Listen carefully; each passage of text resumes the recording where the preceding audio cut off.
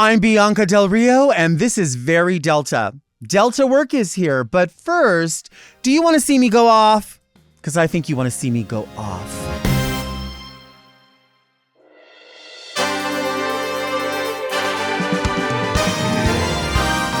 Are you a lady like me? Introspective, beautiful. Oh, are you intellectual like me? Beguiled by a bargain? You like wild times? Oh, like me? Are you serving the community like me? Well, if you are, then you must be Very Delta. I'm Delta Work, and this is Very Delta, a luxury public access podcast and YouTube talk show where I look gorgeous, speak extemporaneously, and invite fascinating people to sit on the couch and get Very Delta. Very Delta is for the woman who takes pasta bread bowls to the next level at a Mono restaurant in Las Vegas, Nevada. But first, let's get into some things that are very Delta. You know, we're almost through with a whole, we finished a whole Halloween season, our second one. And guess what I have in my phone? A note section that says what the looks will be for Very Scary Delta 2024. Do you want a sneak peek?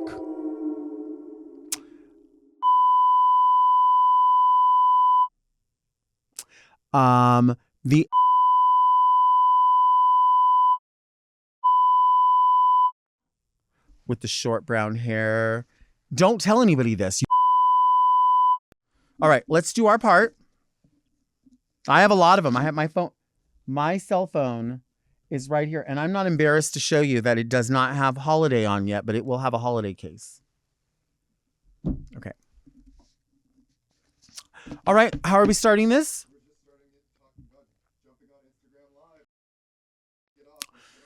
You know what? I have a lot of anxiety when I go on Instagram. The second I open my Instagram, I always click the top to refresh. And no matter when I click it, as soon as I'm refreshing, someone is going live and I'm immediately in their live.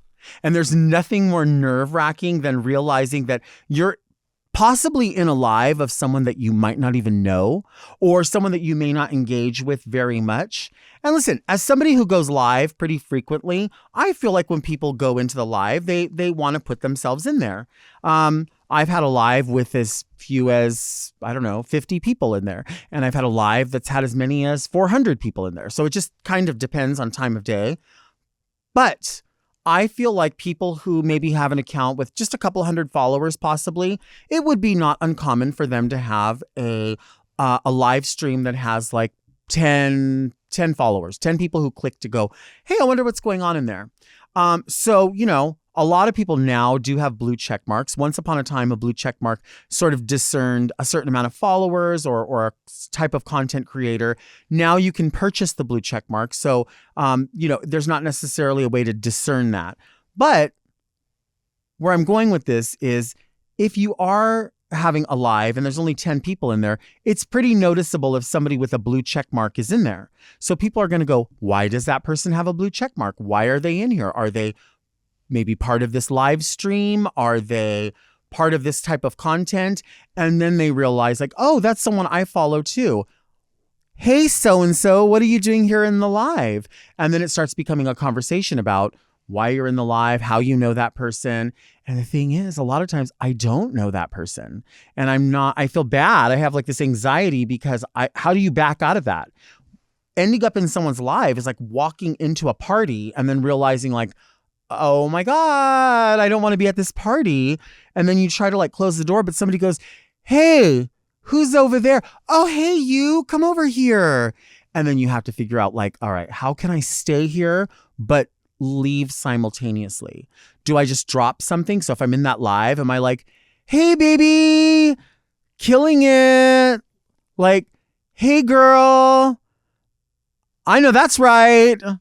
Like, what do you say so that people know that you're like not a dick, like you're trying to engage, but you didn't know because you weren't like purposely going in there. It's just like as soon as you open the Instagram, the thing pops up and you're like, all I'm doing is clicking refresh. But that notification, here's my finger, and the notification swipes over what I was clicking and it goes, nope, you're in the live now. So now you're like in this crocheting live where you're like, I don't crochet.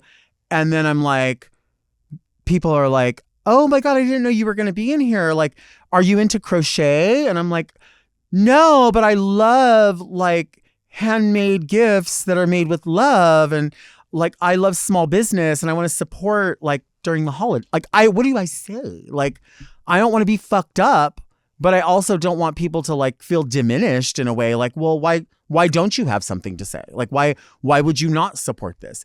Well, I would support it, but I was refreshing. I was just like, I wasn't trying to be in here, but now I'm in here. And I'm sure that happens to me too. I'm sure I go live and people are like, oh, well, maybe they don't really care as much, but you know, I'm sure there are people that are in there. And the other hard thing too, whether you're in the live or you are presenting the live, there is this expectation where people think it's like a chat room or a chat board or something. So they'll start talking to each other instead of talking to the person hosting the session. So they'll say like, loving her wig in this one, or I bet she's not going to answer questions from so-and-so.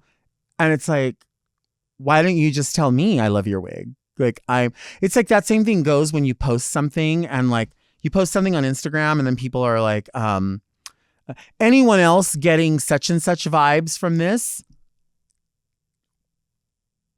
Why don't you just say to me? Like, why can't you at me? Like, or why leave a shitty comment?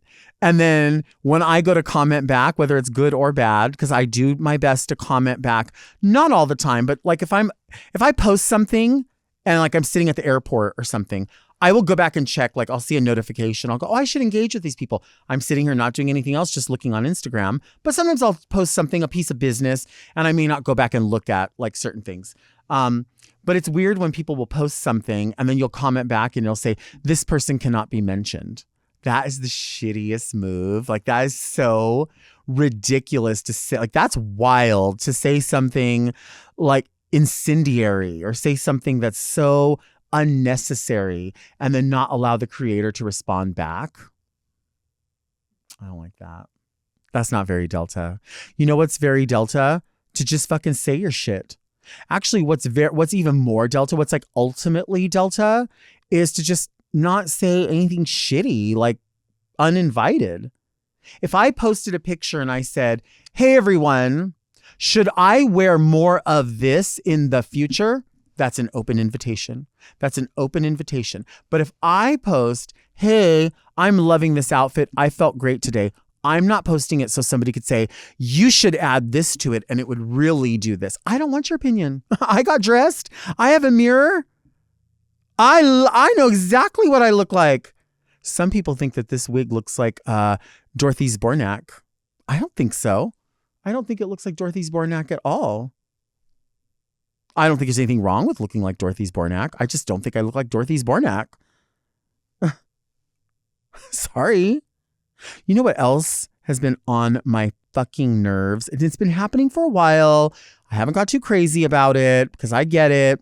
It's just this idea of like self-checkout. Like for a long time, we used to get like one self-checkout lane and it's not like a new thing. It's just taking on more momentum. But for a while, we would always have like a place where you could just like 10 items, you know, you're just buying like a mango and some dryer sheets and you're just going to go check out and you're good.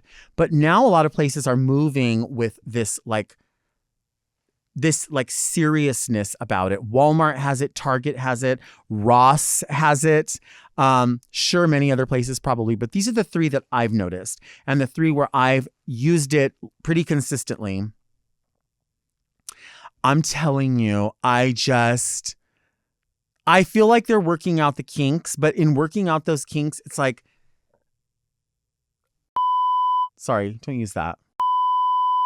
I think they're working out the kinks, but I'm just going to take on Ross, for instance, because I am a member at large at Ross, right? Like I'm not CEO. I'm obviously CEO of Delta Co., but I am somebody I feel like who is an aficionado, who is a dedicated customer. I'm somebody who holds the space for shopping in that sort of style. I understand why other people don't do it. I do it. I like a value. I like the hunt. And listen, I like my dollar to stretch. You know what? I only have so much money and I like it I like things. I like things and I want those things to look as nice as I can within my means. So what happens there is that, remember I told you before, always have a return item. That way you can get in the return line. Baby, they got rid of those return lines so fast after I gave that advice. I don't know if they were listening. I don't know if they are very Delta listeners. I don't know if they're very Delta viewers or whatever it may be, but they got rid of it. So now you have to get in a general line, whether you have a return or not a return. Maybe in the little stores in the Midwest might have something different. I don't know. The ones that I go to, I'm talking about 562-323-314-714-626. This is my area, right? 213 maybe. Wait, does anybody even have a 213 number anymore? Anyway, I go in those areas. So that's the way it works now. Purchases, returns, exchanges, all the same line. But then they started doing the self-checkout. When you go to their self-checkout, you have to go get in this line, which is barely even marked. Like it's not a bright sign that says, if you are checking out regularly with a cashier or you're making a return or an exchange, stand here. If you are doing self-checkout, stand here. They're all like the signage is like baby blue and cerulean blue and this blue, and you can barely fucking see it. So that's a wrong way to do that. Number one. And people are looking at this level, right? You're looking at this level when you go places. It never dawns on you to go, oh, I should read the ground. Like that arrow is not helping anyone, especially when those stanchions or whatever those things, it's not right. Then you get in the line and then someone is there who has to take the sensors off of your items. And if you have not removed the hangers already, which we understand now, Ross has been asking us for a while to remove the hangers from our items to expedite the checkout process, even if there is a human cashier. So you would imagine you would take your hangers off and hang them up. But you get up there and they take them off and then they go, all right, you can go to register, whatever. You go over there and you start checking things out. You get them in there. You do it here, but then it's like, but then follow it on the keypad. So you have to go over here and then you have to go back up here. I don't even know what happens on, if you're a member of the Tuesday Club, because, you know, if you're over 55, you can be a member of the Tuesday Club. I'm knocking on that Tuesday Club. I'm telling you, I want 10% off. But once you're done there, and then you check out and you print your receipt after going into this register and this register here, you walk out. The security guard that is standing 2 feet from you now has to look through your bag and read your receipt to make sure that you didn't steal anything from here to walking to right here. How many employees is it going to take? Because what this says to me is it's always going to be that way, because I don't think that the public is going to be taking a test eventually to go like, oh, you are Ross approved. So the next time you go into Ross, we know we don't have to question you because you've already cleared it. Like, are we going to have to get one of those like TSA pre-checks to go shop at Ross? I think there's going to be a Ross pre-check where you go somewhere and you put your ID and everything and you like give a testimony. I will not be shoplifting. I know that I will be put on a no shop list. I know how to use the register. I know how to, I don't know. What happens if something has damage on it and you want 10% off? Because, you know, they give you 10% off if something's missing a wheel or was something and you think you can still use the item. They're going to have to call a manager over and they're going to have to approve it. So the person's going to take the things off of here. The manager's going to approve this. You are going to do the transaction. The security guard's going to do this. Oh, for fuck's sake. That's why everybody shops on Amazon. And I know, oh, you shouldn't shop at Amazon. Well, I'm going to shop on Amazon and I'm going to go to Ross. I just don't understand. And then, of course, you know, I could stand in line, the regular line, but they, of course, they don't want to pay the employees. Book the girls, pay the employees. I get it. We're on fire and the whole place is like burning and everything's falling apart. But my God, these big companies, You have to take on some responsibility. I mean, I haven't seen it yet, but I know they're going to ask for a tip. I know. I fucking know it. I know they're going to be like, I know you checked out yourself. I know you bagged your own things, but did you want to tip the security guard for looking at your items? What? Did you want to tip me for fucking farting in the wind and blessing this room? I mean, what? Tip for what? I think I'm going to start carrying around an iPad or something when I'm doing my drag shows, so people can like fill out a souvenir or so people can fill out a questionnaire and go, you know what, she was worthy of a tip, or no, she wasn't worthy of a tip. Because I mean, and you know what, listen, holding the space for people who provide some sort of entertainment or service or something, a little different, putting their own little spin on the way that they did something for me. But tipping, I'm telling you, I've seen it. Tipping on self-checkouts even. Like, so I'm tipping myself? I'm not mad at that. I just wish it was the store tipping me. Oh my God. Do you want to see me take a break? I think you want to see me take a break.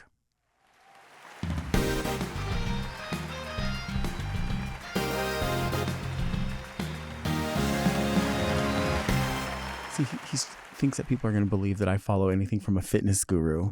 I mean, that's already people are like, come on. What's that old joke? No, she didn't. Yeah, she likes fitness in her mouth. Right, exactly. Yeah. But what did she used to say? Mark interviewed her. Yes. And really her name was High Voltage. And she would go, energy up. Woo! Ooh, but that was her thing. Was it 80s? It was the 80s. What's crazy, that was also that same time. Well, you had Jack, was it Palance? That was first. That was the one who was the super fitness, like the fruits and veggies. And then you had Susan Powder. Remember her? Stop the Insanity? Yeah. The ones with the buzzed hair that it was like, stop the insanity. I wonder whatever happened to her. Well, she was a judge on our season of Drag Race. She was, and she came around to like give advice to everyone, and she came wait a minute. Why is she giving advice to anyone if she's a judge on Drag Race? Well, she gave me really good advice. She came up to me and said, Delta, you could put a lot more into this. I want you to know when people wake up in the morning and they look at themselves, they would never want to look like you. So take that as a piece of advice. And I was like, oh my God. Did you kick this bitch? No, I was just like, what do I even say? We're going to find her on Instagram and let's get all these people to go after her. Let's do it. Fuck her. Cancel her. She was crazy. 40 years later. Yeah. You know, cancel her. It was season 3. What are you going to do? True. Are we doing good? Are we ready? Are we making an audio podcast with a visual element and a YouTube talk show with an audio element? All right. Here we go. Please make welcome an up-and-coming queen who's really got the chops. And she's killing it on stages across Southern California. It's Bianca Del Rio. Coming up. Oh, girl. Yeah. Not even for air at my age. It's sad. It's sad. How are you? I'm good. I'm happy that you're here. We had no idea we were going to coordinate. We did not. And you know what's crazy? I think this is the first time that we've spoken to each other publicly. Aside from those few times that we've been, in front of a couple of people. But we've chatted in the dressing rooms, but we've never chatted in this type of forum before. I don't think we've ever done like an event or not at all. We did. What was that thing that we did? Remember we were getting dressed in that weird office. Well, that really sets the scene. We've done Everywhere. some shitty gigs. But we were somewhere in a weird space and they staggered our times and you and I crossed paths and we were talking wigs. Do you remember that? Was it in downtown? No? Could have maybe been.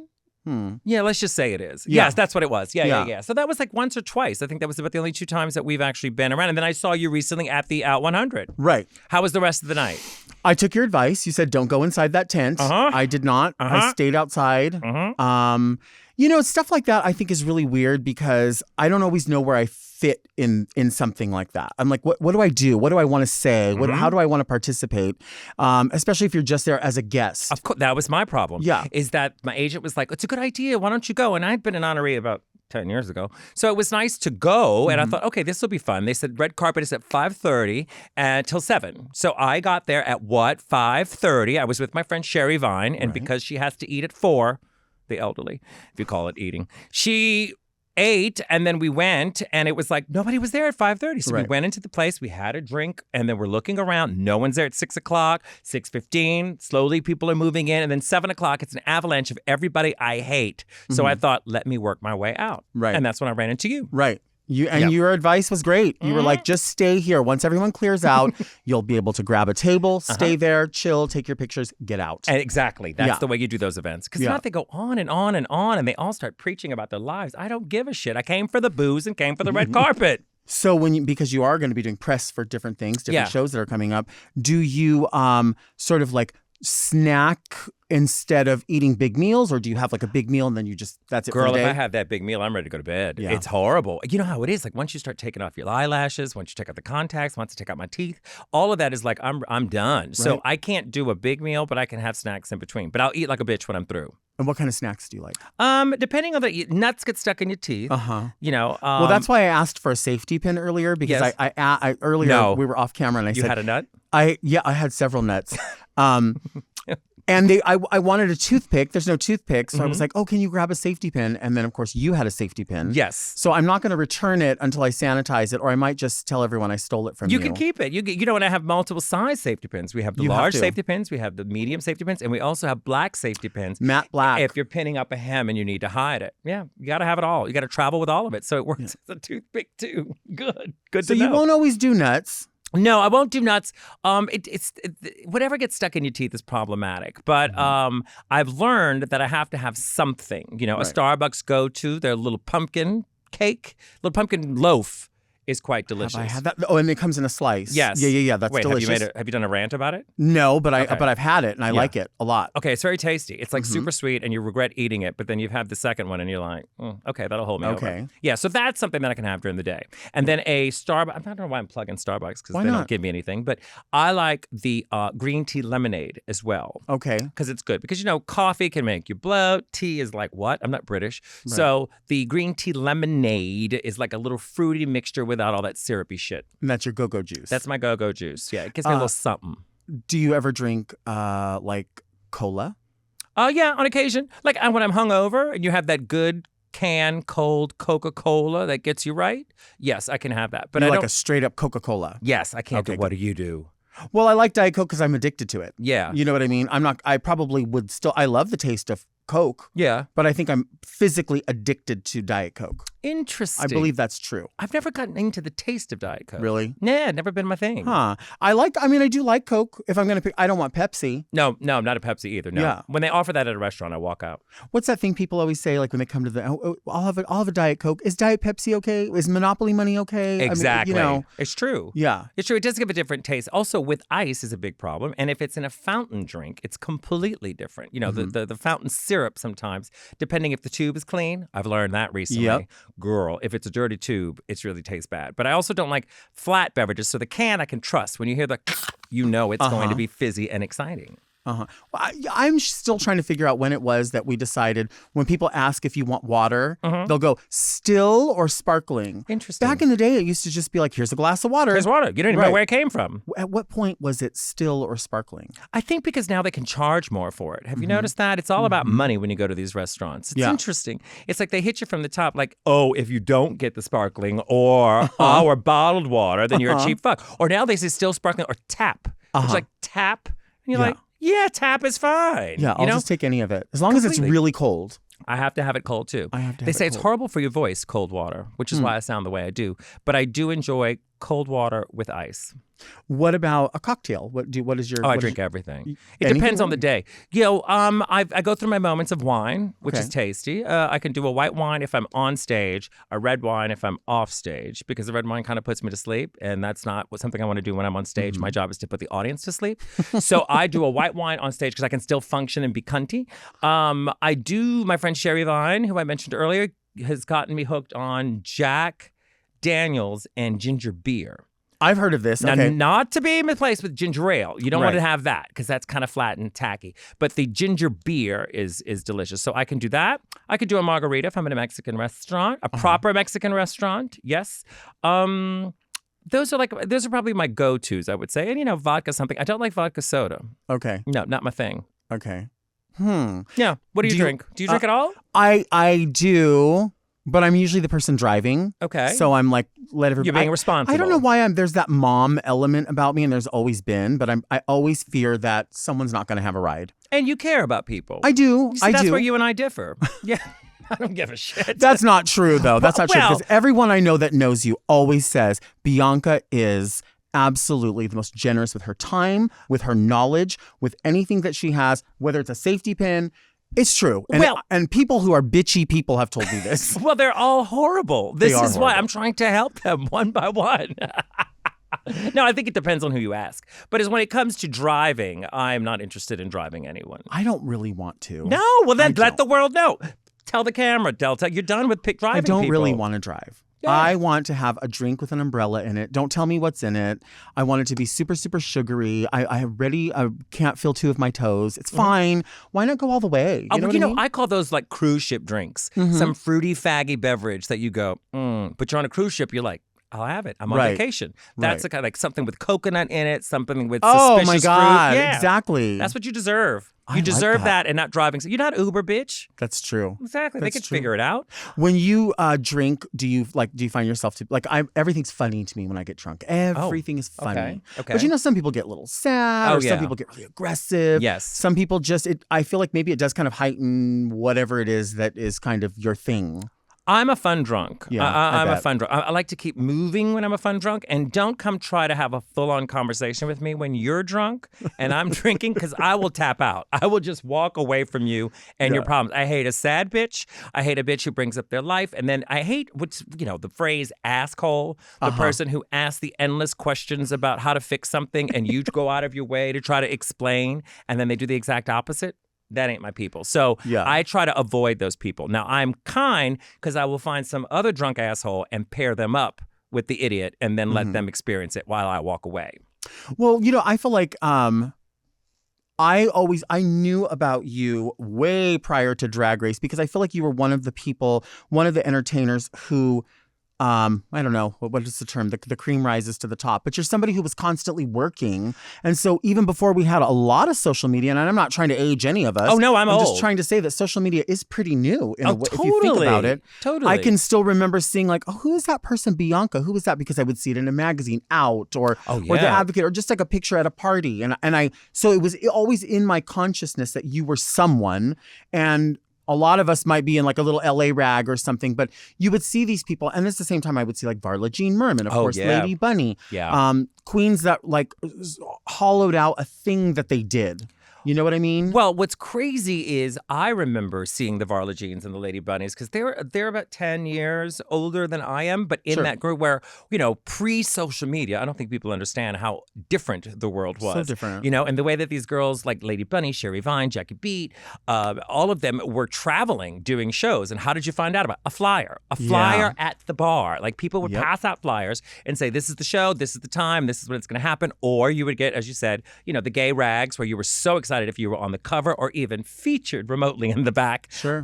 Completely different times. And that's how I knew of them. Pre-YouTube, didn't even know what their shows were about. You would pay, you'd go see it, you'd had a report, and that was it. You witnessed it firsthand. So for me to go to New York in 2005 is where everything kind of shifted because social media was on the rise. And, New York is just a completely different beast, because you're kind of out and about and you get photographed by these people and they just stick you in, So it's not like I was anything special, but I was able to work sometimes 5 times a week, depending on when I got fired. And then you would end up 3 nights a week or 2 nights a week or 5 again. It was just the shifting thing. You were just hustling to make $1. But because it was New York and there were so many eyes on it, I think that you got a little more visibility, but I didn't necessarily mean it was great. It wasn't like, ooh, I'm doing something, because I really didn't do any like touring shows or anything until after Drag Race. Sure. So all of that stuff before was basically working in the bars, which I always tell everybody is 10 times harder than anything I do now. That was much harder work because you're there every week. Every week you have to prove that you deserve to be there. And you also have an audience sometimes of 2, sometimes 100. It really depends. Those weekly gigs were a killer. While you've got a bartender staring at you going, why is no one here? You got a manager going, the numbers don't look good. And you're just trying to stay afloat. It's a tricky place. But all of it was great training to get to work now, because now I totally appreciate the opportunities I have after experiencing that. Absolutely. Yeah. I mean, you can, because it is a thing. People always sort of like discern and separate the New York queens from Drag Race are this way. The LA queens are this way. No. And I will say, I do feel like, I've only a couple of times did I do like nightclub shows in New York. And I was always surprised, like, well, where's the dressing room? And nothing. And I realized that the culture, and I think that's why so many queens from New York have that sort of ownership of once you're out, like once you leave, you're on until you come back because you're not going to go relax and change for the next number. Girl. You got to be on here and in there and in here. Well, most bars are a fucking shoebox. Right. You're in a shoebox and that's it. And you get in, the outfit they wear from the car, they wear on stage. I mean, I come from New Orleans where there's a dressing room, 15 costume changes, a break in between before the second show, where in New York they don't have that. But as you were saying before about New York queens, which I find so funny, especially now with Drag Race and all of the queens who happen to live in New York. And let's just, as we go along with me with this, but they live, their destination is New York City. But they say, I'm a New York queen. Never worked in New York. Never did a gig. Never had a night. Never hustled in the bars. So I find that fascinating that they always go, well, we New York queens. Oh, girl, please. You're an Instagram queen. That's a different ball of wax. It is different. No shade, but it's a different ball of wax. It is different. Totally. Let's take a break.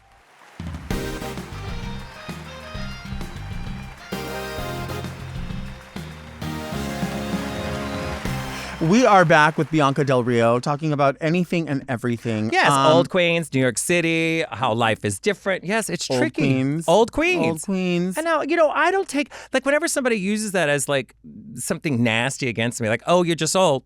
Yeah. Yeah. Yeah, I hope you last this long. Yeah. I hope you have a career. I hope you have a life, you sad fuck. Because it doesn't bother me. I'm aware. I have a mirror. Completely. And honestly, I mean, there's so many other people that we thought would be here with us that Ain't aren't. That the truth? Yeah. I know. Crazy. They have no idea. You are embarking on a new tour. I am. I'm hitting the road yet again. I've had about a year off. I had a minute for the world to heal, for me to come back and just make it worse again. Sure. So I'm hitting the road in February. I'm going on the road with my new show called Dead Inside. And that's the part where you're supposed to go, what? You dead inside? Let's try this again. Okay. Do it again. My new show, Dead Inside. What? You dead inside? I know. Can you believe it? Can you fucking believe it? Well, for once, it would explain the smell. But going on the road, Dead Inside, we've just announced USA and Canada. So it's over 60 dates in America, in Canada. That's happening starting in February, and we last till May. And then, obviously, we'll be going to the other 6 continents. Well, there's 7, but there's 6 more to go throughout the year. So we'll be announcing, and I should be on the road until 2025. So this has been a nice little break, but now it's time to go out and hustle. But I mean, this is like a real question, just because I've never really. Because we haven't had any real ones so far. But like, do you get homesick? No. I mean, what's the alternative? Like, let's be real here. Like, when I see drag queens complain, first of all, if I complain, I'd be an asshole. Can I be real? Yes. Is it exhausting at times? Yes. Sure. Is it, I guess that's not always fun? Of course. But you have to look at the alternative. Am I going to work at the post office? Am I going to be a drug counselor? You could. Well, yeah, because I can get some stuff. But in the end, I don't know what else I would be doing. So it has its ups and downs and peaks and valleys as far as the day-to-day routine, getting to the destination. The travel can be a pain in the fucking ass, especially when you're old. That kind of stuff can be problematic. But I've often said this to other people, is that once you get on stage, though, it all shifts. Because then you go, oh, wow, how great, how lucky to get to do this. As I said, I've been in that room where there's been 2 people on a Monday night in New York City. So I'm grateful when they're there, and to think that they bought a ticket to come see me, I'm like, oh, fuck it. You gotta do it. And even if it ends up being a horrible show, because we've all had those. And if you don't have bad shows, then you don't appreciate the good ones. But if you have a bad show, at least then you have a great story you can use after. You're going to go, girl, Akron, Ohio. Let me tell you about it. Yeah. I remember Vicky Vox one time told me, she was like, and I don't know if she was just being preachy and Sun, Moon, and Stars or whatever, but she was like, everyone has a song in their heart. So everyone can find a song and they can sing it. And so that means everyone's a singer. And I thought, I don't know how true that is, but okay, that's a beautiful theory. Yeah. But telling jokes, not everybody can do it. I mean, I can remember when I was on Drag Race, I got in my head, got scared. I was like, you can't even go deliver 1 minute of anything. And I didn't. And I fell flat on my face, and I realized you're just not funny in that format, and you probably will never be. And so even now you see tons of girls that are like, I'm going to go to the comedy club and they're going to do this and that. And I watch them all and they do a great job. And I'm like, God, I admire what you're doing, but like, it's not for everyone. Well, but I could say the same about people that are lip sync artists. I can say someone that, knows every word like you and knows every nuance and can perform that. I can't do that shit. That's not my thing. No, I can't. You've done it before. Well, I've done it, but not successfully. So, I've had my moments where I've done it, and then I started to realize that ain't my thing. It's not, I'm no Sasha Colby. I'm not whipping my hair around. It's just never been my thing, nor is it my comfort zone. My comfort zone lies in an audience, a microphone, and anything can happen. So that's always been my thing. That's where I've been most comfortable, So that's why it kind of turned this route for me, which I'm grateful for. Right. But I didn't plan it. I didn't think, but I would admire those people, like a Darian Lake who can lip sync anything. Everything. Amazing. Everything. And I'm like, or Trinity K. Bonet. Yeah. You're just like, this is impeccable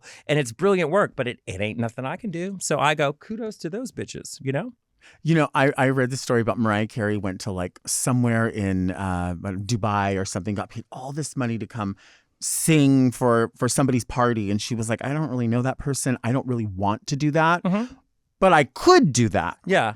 So even if you didn't want to do that, but you had to do it, what are the 3 songs you would perform at brunch tomorrow? Oh, God. Well, first of all, it has to be a song I already know. Right, so it's going to be of something course. old. Like, I remember our season of Drag Race, I was quite excited because you know the game when they give you the little iPod or whatever it was. And a majority of the songs I knew because they had no budget then, remember? So it was like Vibology by Paula Abdul. I'm like, yes, I know that one. I think it was like Car Wash. I'm like, yes, What a Man from Salt and Pepper. I'm like, yes. But then what triggered me on that is that they gave us, I don't know if they did this to you guys, but they gave us Bobby Joe Gentry's version of Fancy. I don't think we had that. Okay, not Reba McEntire's Fancy. Bobby Joe Gentry, which I didn't even know existed. I didn't realize that the Reba was a cover. Right. So it was on our iPod. And it doesn't have very much guts to it. No, not to mention, though, it doesn't repeat, except that one little bit about Fancy, don't fail me now, Fancy. Right. But the whole story of the song, I learned it every night. You're listening to it, praying this isn't going to happen. And then one day we had I think it was like a country episode. It was Cher's mother and Chaz. Oh, yeah. That was there.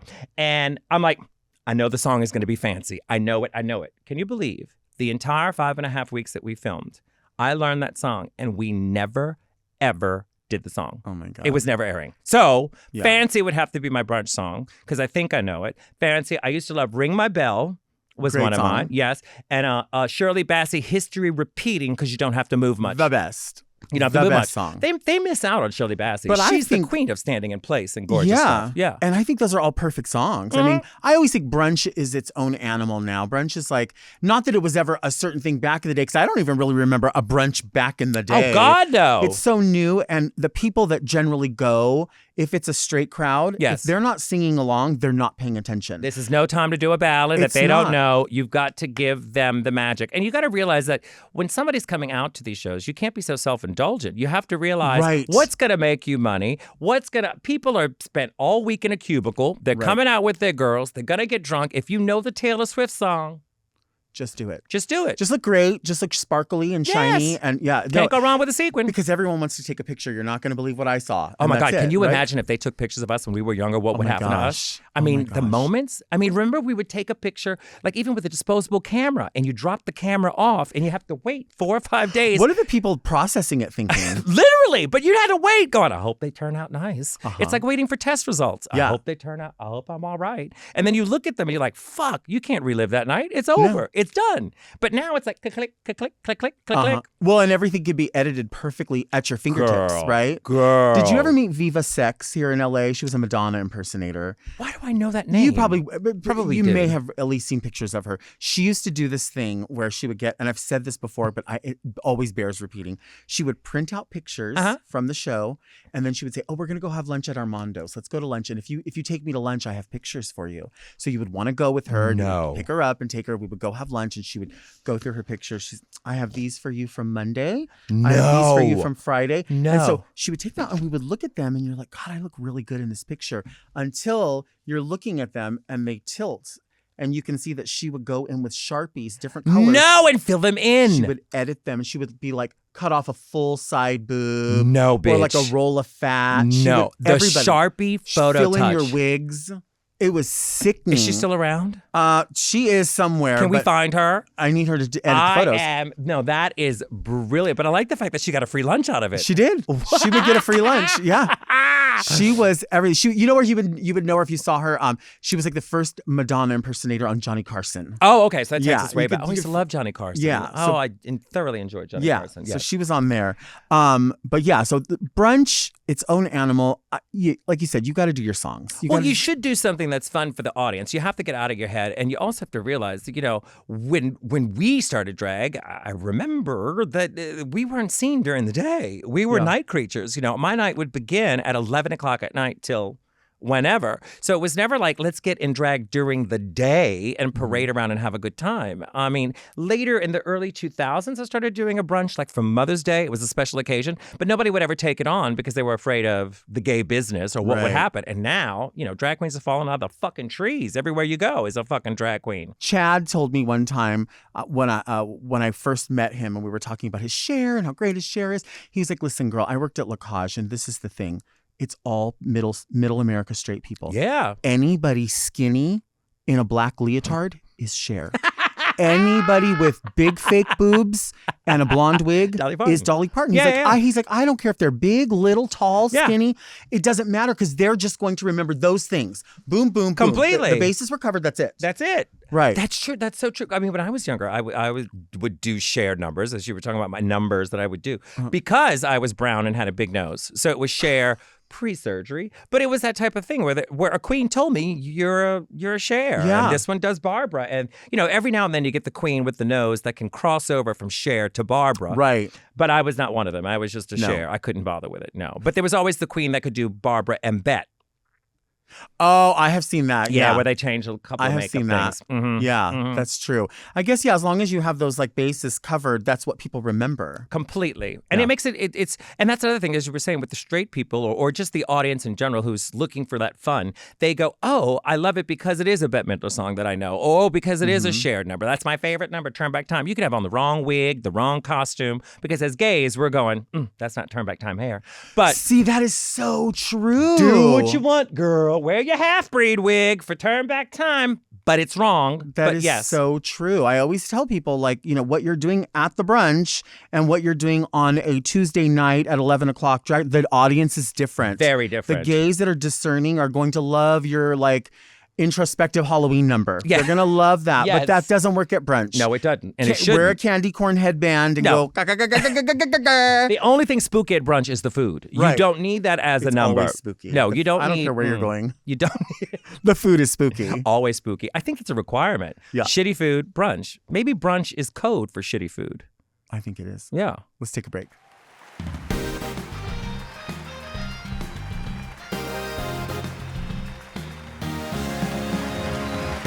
They're drinking from the shoe. Do I they know. still drink from the shoe? They still drink, but they have a new shoe. They have a new style. Wait, But I've seen them this mix. should be the show. I've seen them mix the mimosa with the hand. No, a glove. no, There is a no, glove. no. but it's a glove that you like milk a cow with. Like No. it's that glove. No. I don't no, think it's been cleaned. No. See, I worked as a night audit at a Best Western when I was in college, and we God. used to have to mix the orange juice, and we had to use our hand. I swear. But we had to put a plastic bag on because there was no spoon. Oh. It happens. It happens. Okay, that, yeah. You want to go to Mary's? Yeah, let's go tonight. I want to a drink from a booking, size 12, girl, honey. you want a booking? Girl, how drunk are you? $50. Pair of please. size 12s is already down my throat. Oh my God. Now that's, ooh. This is the thing about this show is that Pandora, we'll talk about Pandora. We won't talk about Pandora at all. Well, let's do, because no one else does. Tell Right, us. Yeah, right. Yeah. But the reality is that I don't know why I get to make this show because all I do is sit here and complain, offer no solution, no real solution at all. And somehow they allow me to come back every week. Honey, that is a Right. gift. Well, I don't know if it, I mean, how else would we know how you feel about a Subway sandwich? but nobody cares. The carts, at Aldi. All of that is important to the world, and I think people can relate to you and they understand where you come from. So it's important that you're there. Visibility is important for my people. There are grumpy old people who shit themselves who feel like you, so it's important for you to be there. A symbol of success. I just wish I could do it in private the way you do it. What, shitting? Shitting in the corner. Oh yeah, well I can teach you. It's a couple of it's a smooth technique. I'll teach you. Is it always smooth? Little Dairy Queen, little whoop, whoop, little popping. Okay, so this is the portion of Wait, the show. do people even know what we're talking about? Shitting? Do they know? Oh, it doesn't matter. Okay, anyway. It doesn't matter. Whatever. Yeah, it might be code for something. Okay. Yes. It could be code for something. Yes. This is the portion where people send in letters. Oh. And they don't know who's Wait, here. people send in letters? Like what this? year is this? This is there's a stamp on here. Okay. Sometimes, and I usually have my own letter openers. Okay. I feel like such a slob because I don't have. I mean, there's other reasons why I'm slobbish, but Well, use that safety pin you cleaned your teeth with. where is it? This is a Bianca Del Rio safety pin. Yes, if you look closely, there's a SKU number on there. I expect it returned. And also there is almond skin on there as well. Almond Skin. That's a good drag king name. You know, I just recently got into Costco. I don't know if you've ever been to a Costco before. Have I ever been? I live in Costco. Do you? Yes. You know, their deluxe mixed nuts don't even have one peanut in them. What is in the deluxe? Well, there's mixed everything. nuts? There's macadamia nuts. There's Not one Brazil. peanut. They don't put peanuts in them. And at why all. is that? Because of people with peanut allergies? No, I think it's just a way of being like Bougie? yeah, like 'cause, you know, Exclusive? most things always have like people say, oh, there's so many peanuts in these. I want more. see. Yeah. Well, so I'm usually looking for the nuts.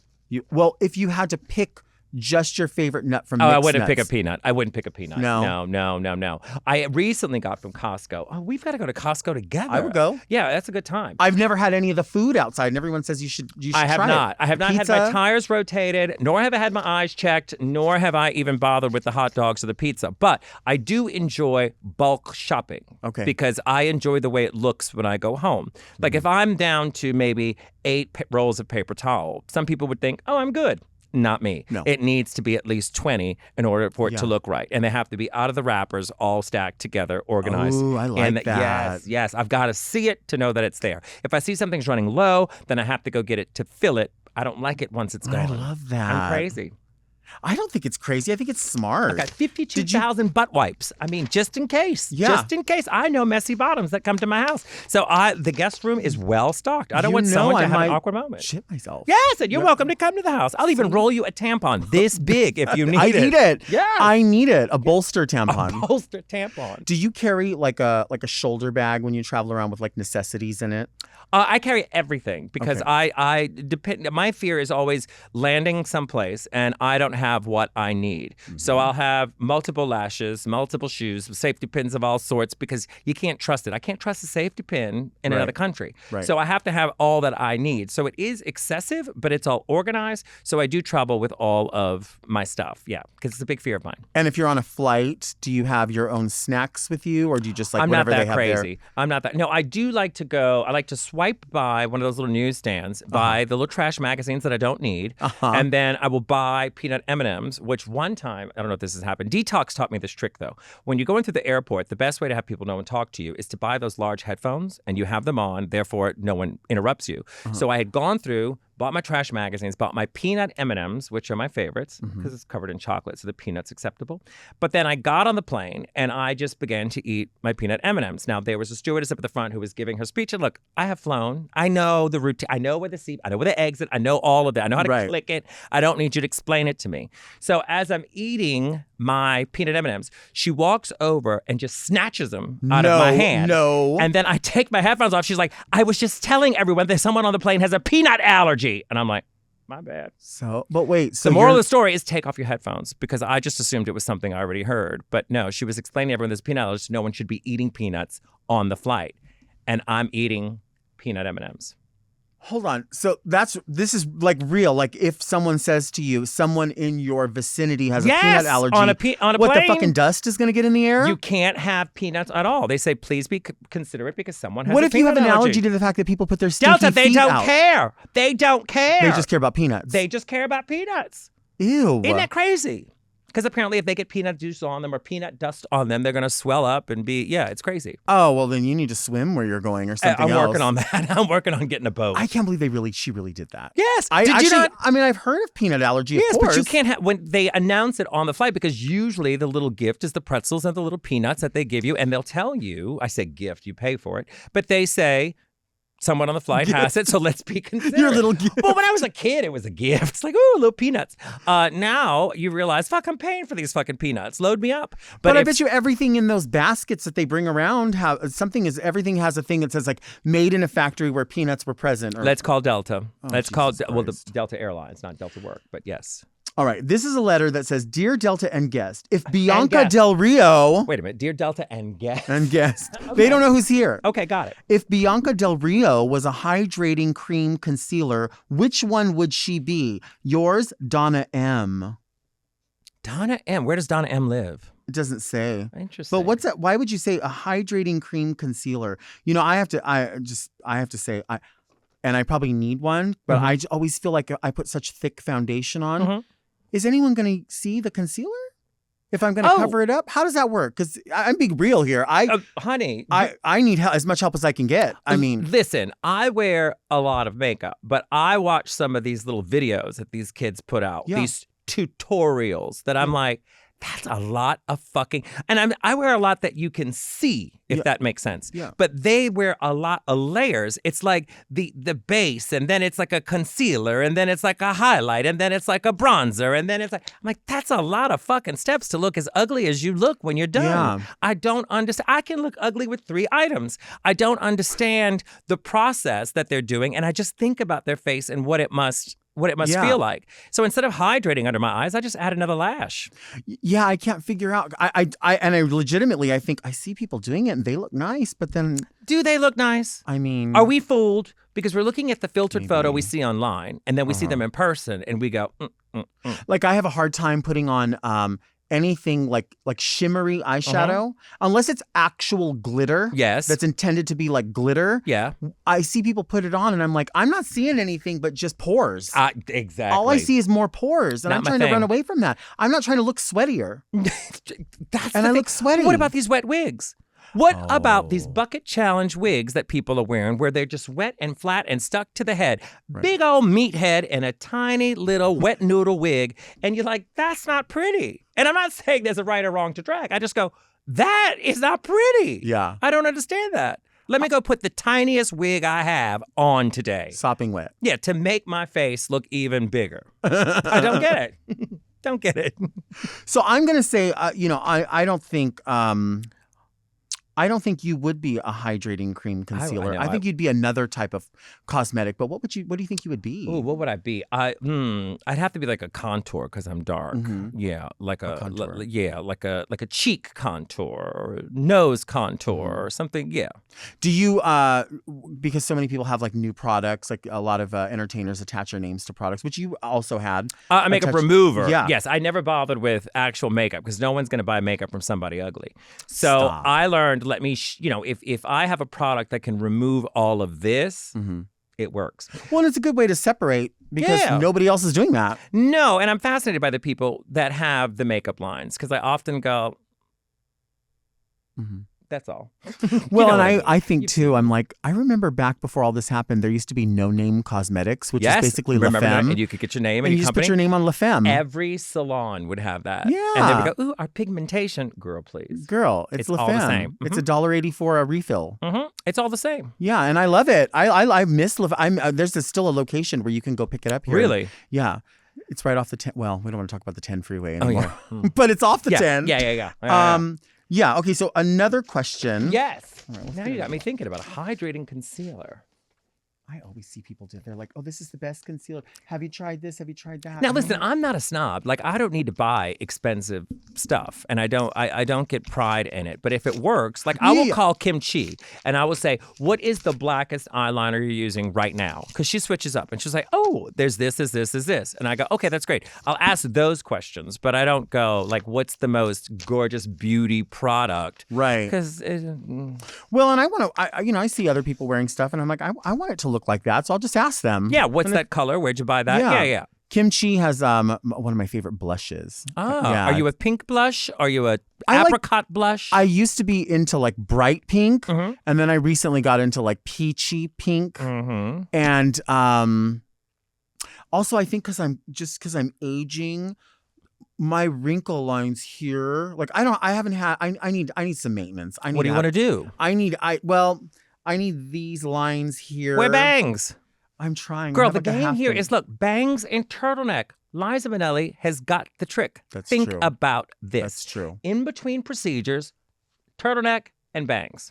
Bring does all work. the fringe to your face. Yeah, and lashes. And lashes. They Lashes. distract. Yeah. Yeah, And I then think 'cause cocaine so that you don't care about what people, anyway. well, because I don't want to touch anything up, so I feel like if it runs and I just wear something lighter, Mhm. it'll be less noticeable. Got it. Yeah, but it does look a little washed out. I get that, No, it it's does. fine. Okay. Hi, Delta. I've been a fan of Very Delta since the beginning, throughout its hilarious journey of self-discovery, and it finds new parts of itself, which has been truly a warming thing to witness. That rare collaboration between talent and producer that's always seeking and growing, whatever the apparent limitations are. I don't know. I feel it is a little. I hope the Very Delta team holds strong, and if something should happen, this will stand as Very Delta's golden era. My question is, who does Bianca Del Rio hold space for? Regards, Courtney, he/him. Who do you hold space for in the world? Who do you what's stuff out there that you? I think that's what they're asking. Is like, what do you love? That's a very long-winded question. I know, it's sweet. It was probably Courtney who wrote it. I mean, it depends. I mean, anybody who is interested in being a real person. Yeah. Because you know how this world is with Drag Race. Of course, to the general public, everyone thinks that we all know each other. They all think that we're good friends and that we're all hanging out. And a lot of times we don't know each other. Or with the newer seasons, because they're coming so fast and furious, who the fuck knows them? I can't keep up, much less identify them. So any of the queens that have been a part of the show that I've either worked with or crossed paths with, I click and connect on different levels with everybody. I'm not one of those people that say, this is my bestie or this is my favorite. No, my relationship with each person is different. They're all welcome to my house. They're all welcome to borrow a safety pin, whatever. And then you find who vibes with or who's making their time for you. Sure. Because at this point in my life, I'm not living in LA. I'm living in Palm Springs. So a lot of queens come in and out. So it's whoever wants to take the time to come say, hey, Mariah comes quite often to my house. My friend Sherry Vine, Naomi Smalls, Bob and Monet have come out to the house. Katya's come out to the house. So it's like whoever's allowing themselves to be is usually who's in my orbit. Right. And that's, I think, the best way to go about it. Yeah. I mean, you're always welcome. Oh. Yeah. I mean, that's how I look at it. You're like, no, I meant no, I meant in you general. guys are always welcome. Everybody's always. I always tell everybody, if you're out, come say hey, or out, come by. But because people go, oh well, if they're either young and want to go party or they want to do this, it's a different vibe. But if you're going and doing your gig, come and say hey. I always say it's the thing to do. I just wanted to turn this around and see if there is. If you could answer that for me. Oh, I have to leave a tip. Okay, well, and how would you do that? Like, what would you determine is my tip from experience here with you? It's 15, 20, or 25. Or customize the tip. Or customize. I mean, I don't know. I don't. From my experience here, I have to customize. I think I would have to customize it. Okay. Because I'm looking at 15%, 20%, 25%. That's not going to work. I have to customize it because it should be much less.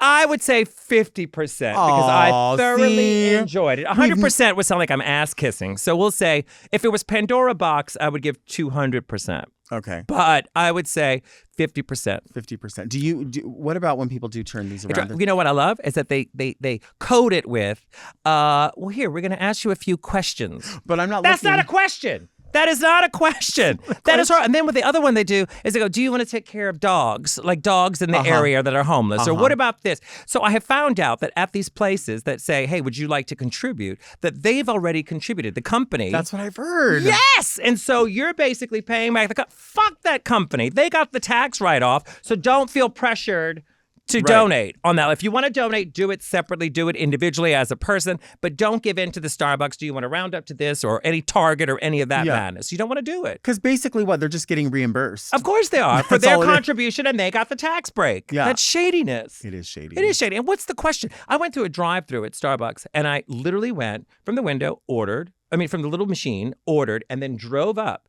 And then she had the nerve to ask me for a tip. What did she do? What did she do? Honestly, though. Like, if I was in the store and I ordered it, I mean, am I wrong? Because if I'm ordering the coffee and I see her take the pumpkin bread, put it in the warmer, bring it out like hot lava, put it in the thing, and then hand it to me, it's not a lot of work, but I do feel obligated because I had human connection with the person that I go, all right, I'll give her a couple bucks, you know? Well, I just saw one the other day that was a self-checkout that asked for tip. And I don't know what the store was, but they showed it. They were like, I'm at a self-checkout. And every one of these self-checkouts at the end says, would you like to leave a tip? I was at a Hertz rent-a-car and they asked for tips. They had a little cup. Yes, at a rent-a-car by the airport. Not a little cup. Yeah, a little cup. It reminds me of the picture of you with the little cup sitting on the ground. Yes. Insults a dollar. Yeah, that's crazy, though, to think about. So I don't know what the protocol is, but I find at the drive-thru, I'm not so quick to give a tip. But if I'm in the store, it's a different scenario. Right. You know? I definitely feel that way, like about like a mom and pop shop where that's there's different. Where there's kids back there making pizza and okay, well this is a little bit different. Or if a waitress, and back in the day you would only tip when you sat at a table and you had a waitress come over and take care of you. Self-checkout? Self-checkout is a fucking scam, girl. I mean, I could talk about self-checkout all day long. Oh, it's so annoying. And everything, sometimes someone doesn't scan and they got to bring somebody over anyway. Like, all of this could have been avoided. All of it. If you would have just been here. Yeah. Like, I'll stand in line for a human being. Yeah. I don't mind it. But this is not quicker for me. It's not. No, and then they accuse you of stealing on the way out. Well, they have that whole breakdown there is like, I need to see your receipt, but you were watching me the whole time. Completely. There's 10 cameras. What am I going to steal? Yeah. I'm at Target, for Christ's sake. Yeah. What am I going to steal? What am I going to steal?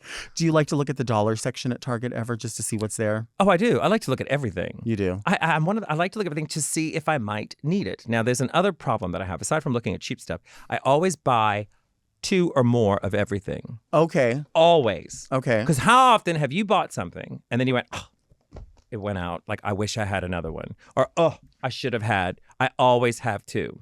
This crazy part of me says that when I buy like stuff for decorating, like right now we're doing the Christmas trees at the house, always says to me that I have to buy everything in an odd number. So I need either 3 or I need 5. I'm the opposite. I do even numbers. Really? I do even numbers and I buy 2 if possible. Okay. And if I think by chance 2 is not enough, I'll buy 4.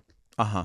I'm crazy like that. Okay. So that's why when everybody comes to my house, this is probably why they like me. They come to my house and I'm always like, how do I pawn off these 6 fucking reindeer I bought? And then I'm like, got you a gift. Right. So it's great. Yeah. Right. So that's the good way to get rid of stuff. But I always feel like, what happens if they don't have it anymore? What happens if they don't make it anymore? Literally every piece of makeup that I started with in 1996 doesn't exist anymore, with the exception of the Coty powder, the old lady powder, suntan, I still use, and also the MAC Ruby Woo lipstick is like the only thing that still exists. All the liners have changed, mascara has changed. I mean, eyeshadows, all of that has shifted with the exception of those. So now I have this fear that if I would have bought more of that base back then, or bought that. I mean, it would be dried up at this point, but it's just been my fear to always not have enough. Yeah. Yeah. I used to backstop all my sticky tabs for my nails. Yes. And then now they got rid of them. And now what? And I had a bag, I swear to God, it was this big and it was just filled with them and now it's just dwindling. And I'm like, sad. I'm not going to glue them to my hands because it's just fucking, it's Did you hear about the girl that got the girl that did the gel paint? Like when I'm on the road, I do gel paint, not gel nails, but gel paint, just because it chips and shit while I'm on the road. And then a girl lost her thumb because, listen to this madness, because when they put the paint on it, then you stick it in the little warmer thing to dry. She had a little spot under her thumb and she thought it was a bruise. And they brought it to her attention, whatever, but she would get the polish removed, then she would get a new coat put on, back into the dryer. So there was no time for her fingers to be breathing during this process. And it grew within the little machine. Now she's got a nub as a thumb. What was it, like mold or something? I don't know what the hell it was, but she's now got half a thumb. Oh my God. Exactly. Yuck. Yeah, and a thumb is a big difference when you're fisting. You've got it. Is you a gotta huge have difference. it. It gives you balance well, you when you're can't navigating. Grip anything. Nope. You would just be like this. No, when you want your person to feel all your digits. Because what if you were doing it like that? No. You want it to be like You got to that. get in there. Because you want to go in there. That's it. What did this blew by very, very fast. It did. It did. Well, for us, maybe not the viewers. Not for the editors. Thank you for being here. Thank you for having me. Thank you for a 50% tip. 50%. I'm grateful for 50%. And when you come to my house, I have a reindeer for you. I'll take it. I have too much Christmas stuff, but I'll take everybody's Christmas stuff because I don't know why. You know, we're in a new house so that now we have the ability to have multiple trees. It changes everything, It does doesn't change it? everything. Yes. Yeah. So I'm excited about It's it. quite exciting to have the space, you know, Yeah. because I lived in an apartment for many, many years. I mean, Sure. we all have. And so to have the space now, it's like, ooh, what do I want to do? Ooh, Yeah. I can change it. Ooh, I can have two. And I have a responsibility now because it's like it's empty. Yes. I was talking to Manila came to the house and looked and she was like, why are you having a 7.5-foot tree when you have room for a 9-foot tree? And she kind of like challenged me. She's like, I thought you loved Christmas. Ooh. And I was like, well, I don't know where I would put it. And she was like, well, you have to move the couch this way and you can move that. And then there's just plenty of room. And then you can have a 7.5-foot there. And then in the foyer, she's like, there's plenty of room for a little 4-foot tree. I mean, if you want your guests to be invited. Look at how wonderful that is. What a bitch, though. Well, she is a bitch, yeah. Because then now I feel obligated, like, now I need to go buy all that and do all that. Well, the sad thing is now people think she's actually useful because we know she's not. But yes, multiple trees. Well, all trees everywhere. Thank you all for listening and watching Very Delta. We come out every Monday. Please subscribe to Mom Podcasts right here on the Mom Podcast YouTube channel so you don't miss an episode. And search for Very Delta on your favorite podcast apps and subscribe to Mom Plus for even more Very Delta. You can send all your questions to readmedelta@gmail.com, and you can follow me on Instagram @DeltaWork. Of course, everyone can follow you. Yeah, on Instagram and Twitter at the Bianca Del Rio. Yes. The Bianca Del Rio. Yes. I'll tell you that story after, yeah. You can also follow the show on Instagram and TikTok @Very Delta, because if you're not, you're really only getting half the Delta. Join me next week right here, and until then, make sure you keep things Very Delta. This episode of Very Delta was brought to you by Orange Diamond, the official emoji of the Very Delta show. To listen to Very Delta one day early and ad-free, sign up for Mom Plus at mompodcasts.plus. Very Delta is produced by Moguls of Media, a.k.a. Mom. Hosted by Delta Work and produced by Mark Jacobs. Engineered by Margot Padilla and editing by Doug Robertson. Executive produced by Willem Belli, Alaska Thunderfuck, Big Dipper, and Joe Cilio.